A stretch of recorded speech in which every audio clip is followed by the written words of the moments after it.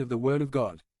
Don't miss this opportunity to impact lives. Click the link in the 519 description now and help us spread the Word of God. How to help others by Wilbur Madera Rivers. Summary. Love is the characteristic mark of the children of God. One day when I was in the office, the secretary gave me a call because they were looking for the pastor of the church. When answering, my interlocutor identified himself as Pastor so-and-so of a Presbyterian church in Veracruz. He told me that he was calling me to see if we could help the son of a sister member of that church who was at the Merida truck terminal. It turns out that this person was traveling to Veracruz to see his sick mother, and he was assaulted and was stranded in Merida and wanted to see if we could support him to continue his trip to Veracruz. Of course, promising to return everything invested in this support. He gave me the person's address and I agreed to see what could be done. I headed to the terminal and found the person.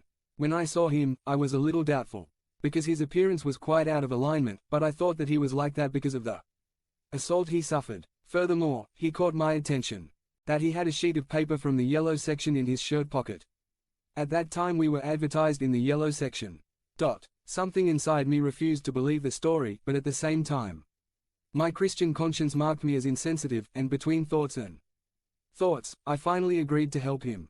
I bought him a bus ticket, bought him a cake and watched him get into his truck to leave. A couple of weeks passed, more or less, when I received a call from a pastor friend of mine from the state of Campeche telling me that he had called the office of his church, supposedly Pastor Wilbur Madera, asking for support for a brother who was in the terminal, from Campeche.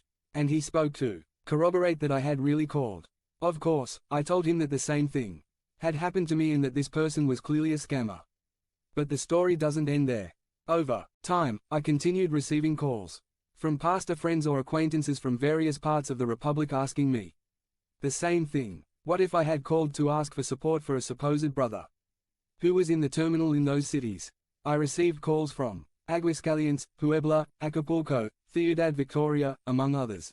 And I have to sadly say that this has, unfortunately, not been an isolated case in terms of unknown people approaching the church to ask for help. Experiences like these definitely discourage you from helping or thinking about the material needs of others. But can we as Christians give ourselves permission to become so discouraged to the point of closing our hearts to those in need? Of course not. 520. But how to help those in need? How can we get involved to seek the improvement of the life of the community around us? How can we get involved as Christians so that the quality of life of people in our communities is better, fairer, more equitable, more dignified? How can we contribute to peace and tranquility in our neighborhood, city and country? So many questions that have to do with issues of justice